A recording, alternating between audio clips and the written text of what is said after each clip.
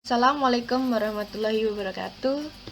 Di sini saya akan menjelaskan mengenai tugas saya UAS yang berjudul Dynamic Analysis of Cyclohexana Production menggunakan HYSYS. Kemudian di sini perkenalkan terlebih dahulu, nama saya Natasha Isa Septiani, NIM 181440015 dengan mata kuliah Advanced Control System.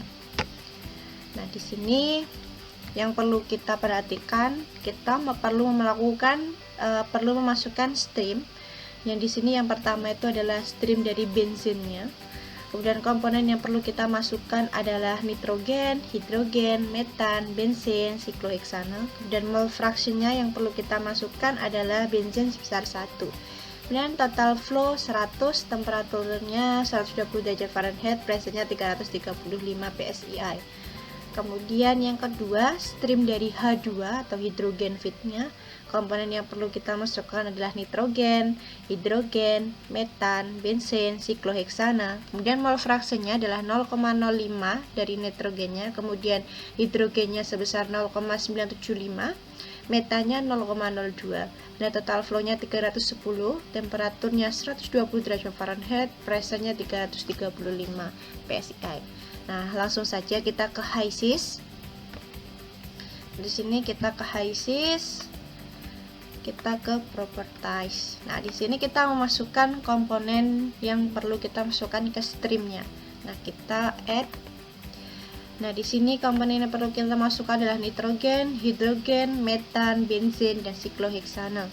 Nah, selanjutnya fluid bag yang kita pakai basis 1 yaitu SRK. Kemudian kita perlu reaksi. Nah, di sini karena kita perlu menghasilkan siklohexana, maka kita memerlukan reaksi. Dari sini add reaksi RNX. Komponen yang kita perlukan adalah hidrogen, bensin, dan hasilnya adalah siklohexana. Nah, dan kita masukkan koefisiennya tuh -3 untuk hidrogen, bensin -1, siklohexana 1. Kemudian di sini CO-nya 100. Kemudian RX base-nya adalah overall, base komponennya adalah bensin. Kemudian langsung saja ke simulasi. Yang pertama yang kita perlu masukkan adalah aliran dari bensin dan hidrogennya itu sendiri.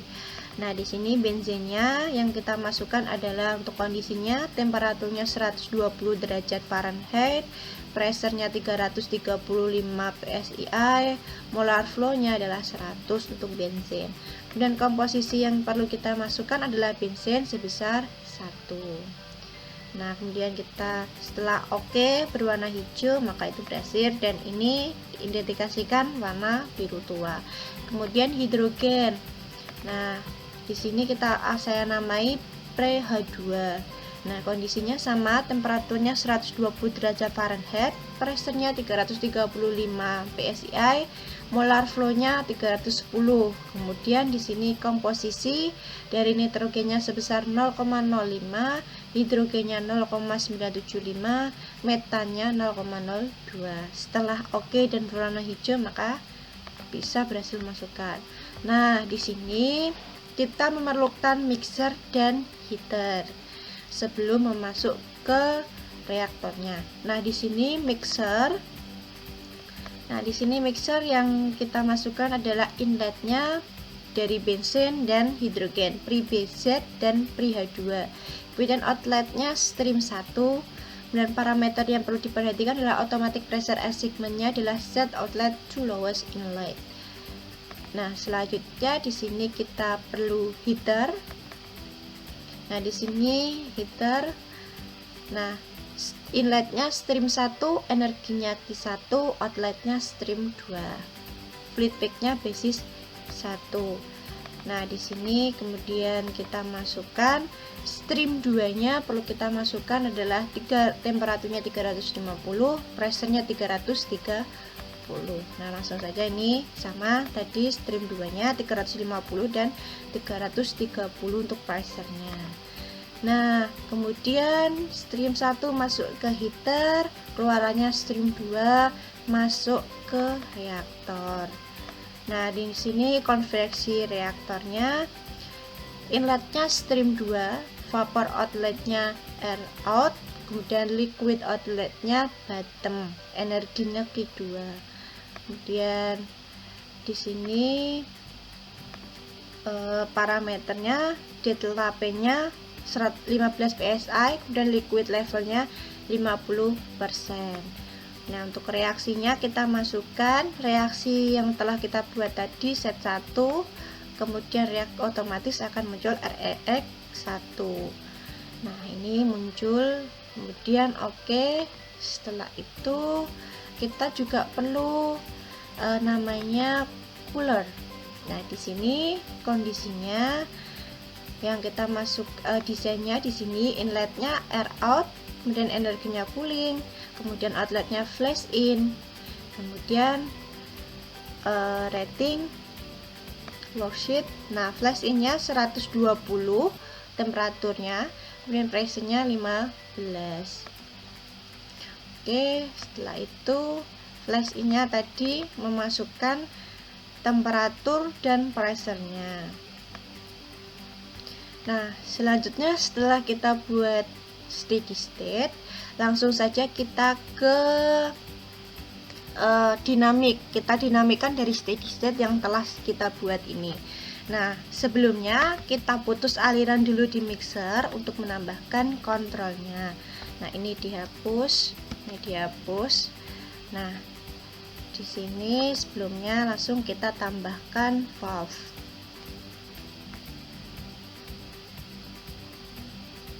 Kita tambah valve dulu sebelum masuk ke mixer untuk kontrolnya. Kita ketik valve,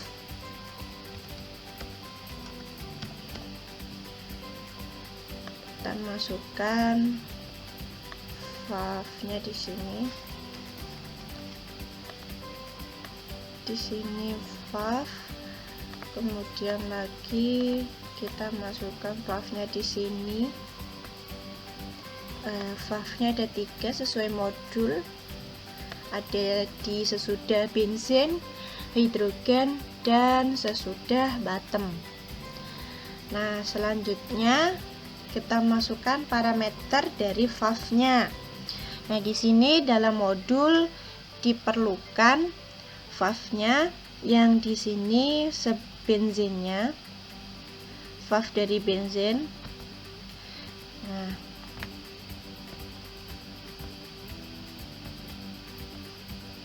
Nah, ini kita masukkan delta P-nya dari modul, delta P-nya 25 psi. Kemudian di sini untuk sizingnya kita pilih CG, size valve. Nah, di sini CG-nya adalah 424,85. Oke.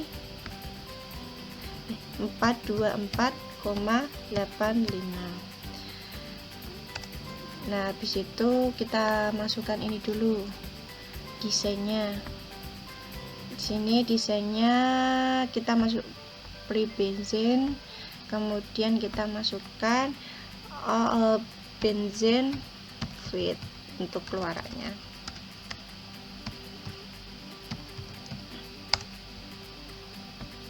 Nah, di sini ratingnya tadi CG-nya itu saya masukkan 424,85, delta P-nya 25, dan valve operatinya linear. Oke.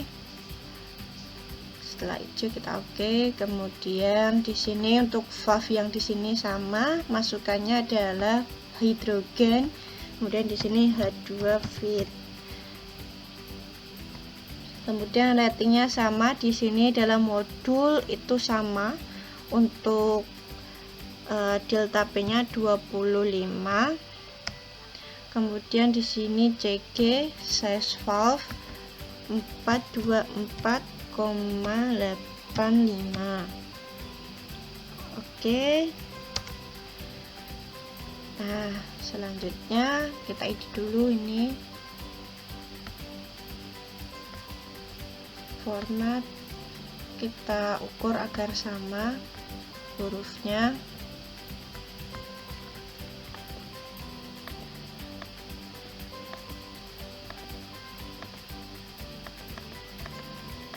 Kemudian di sini kita masuk, kita edit dulu tulisannya, format,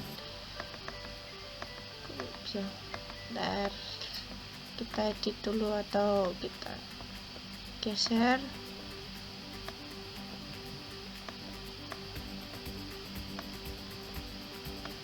Nah, kemudian di sini fav 2 setelah bottom, koneksinya ini adalah bottom, ini adalah out bottom. Kemudian feedbacknya sama. Kemudian di sini ratingnya, di sini delta P-nya dalam modul kita disuruh memasukkan sebesar 30. Kemudian di sini pakai CV-nya kita sizing sebesar 5. Oke. Nah, kemudian setelah itu kita ke mixer. Nah, ini baru stream inletnya benzene feed sama kemudian hidrogen feed. Nah, streamnya sama, kemudian nah sudah berwarna hijau biru tua. Nah, selanjutnya setelah itu dalam modul kita disuruh menambahkan volume dari reaktornya. Nah, di sini volume dari reaktornya kita masukkan volume dari ini, geometrinya ini silinder, kemudian volumenya itu 1080. Nah, ini otomatis 9,714 14,57. Nah, setelah itu kita disuruh memasukkan kontrol dari benzen, kemudian dari hidrogen, dan dari coolingnya, flash in keluarannya. Kemudian kita ketik PID. Nah, PID kita tambahkan di sini. Kemudian kita tambahkan di sini juga. Kemudian ditambahkan di sini. Nah, kemudian di sini dalam modul untuk benzennya itu SP-nya sebesar 100, kemudian untuk hidrogennya ini sebesar 310 dalam modul. Nah, kita langsung ke benzen. Nah, di sini kita pilih benzene feed, kemudian ke sini molar flow. Pilih.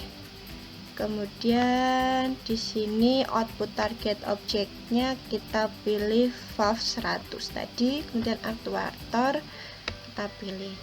Nah, selanjutnya kita masuk ke parameter. Nah, di sini ini PV minimum maksimumnya, PV-nya itu 0, maksimumnya 400 di dalam modul.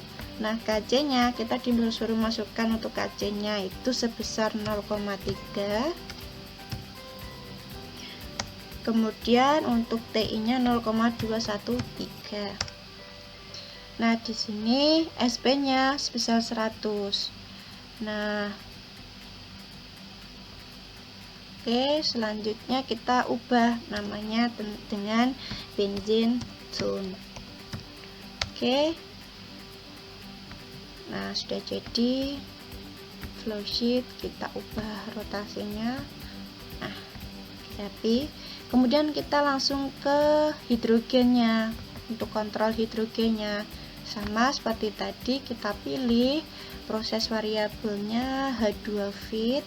Di sini molar flow kita pilih. Nah, untuk output targetnya sama, valve 101 aktuator pilih. Nah, parameternya sama, tadi kita disuruh memasukkan PV minimum maksimumnya sama 0 dan maksimumnya 400. Untuk KC nya juga sama 0,3, TI nya 2,13. Nah, untuk SP nya 310. Kemudian kita ubah namanya menjadi H2 Zone. Oke, di enter. Nah, selanjutnya setelah ini kita ubah dulu, kita rotate. Nah,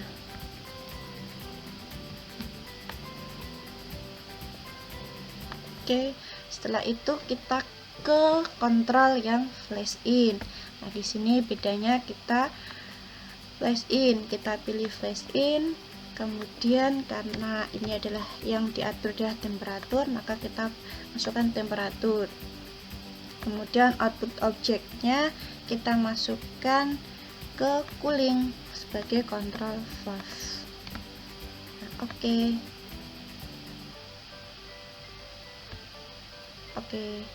Nah, parameternya di sini 0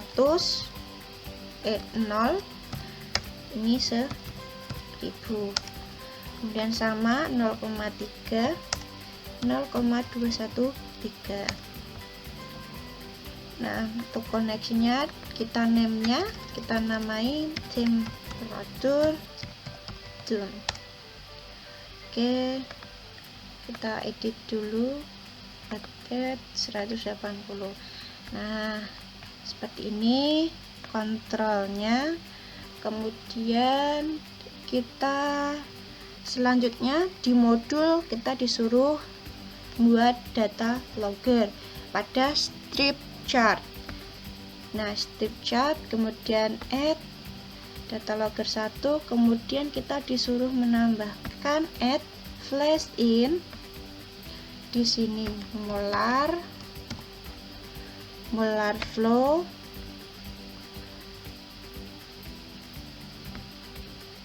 kemudian satunya di sini kita disuruh master mol frag kita masukkan siklohexane. Nah, ini udah aktif dua-duanya. Kemudian display. Nah, ini display kita edit dulu. Nah, ini klik kanan,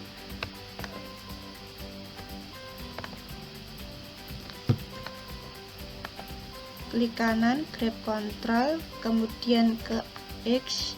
Nah, ini automatic auto scale, kemudian show all, kemudian ini ke time X.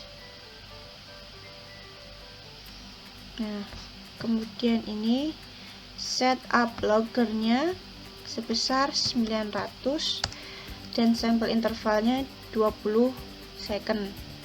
Oke, setelah itu kita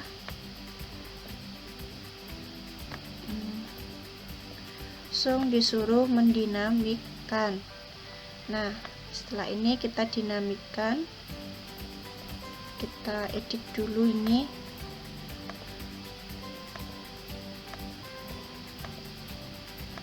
Ini kita edit dulu agar fontnya sama, agar kelihatan rapi. Nah, ini kita juga edit fontnya 8 agar sama semua. 8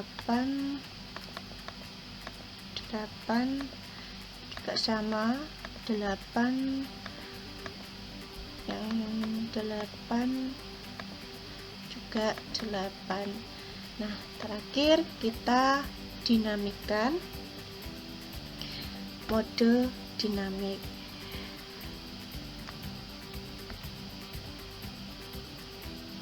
Oke, kita run, yes, change.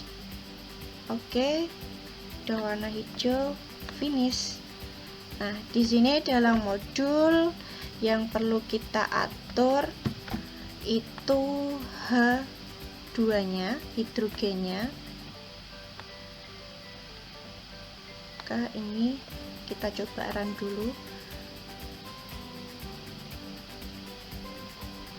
Nah, ini hasil grafik pertama kali kita run. Kemudian kita ke tuning, kita stop dulu. Kemudian kita ke tuning ini. Kemudian ke faceplate. Nah, selanjutnya kita pergi ke tuning. Nah, di sini kita disuruh mencoba. Ini kita auto dulu. Nah, ini di sini kita disuruh dalam modul kita disuruh mencoba dari 310 ke dicoba diturunkan menjadi 300. Kita enable kan dulu. Di dalam modul kita disuruh mencoba 300. Nah, kemudian kita run.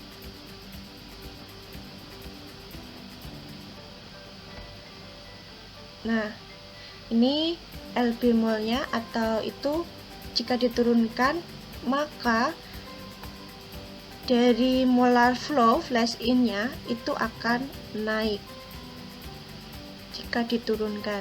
Coba lagi kita masukkan atau kita naikkan menjadi 310. Ini dia akan turun, flash in nya akan turun.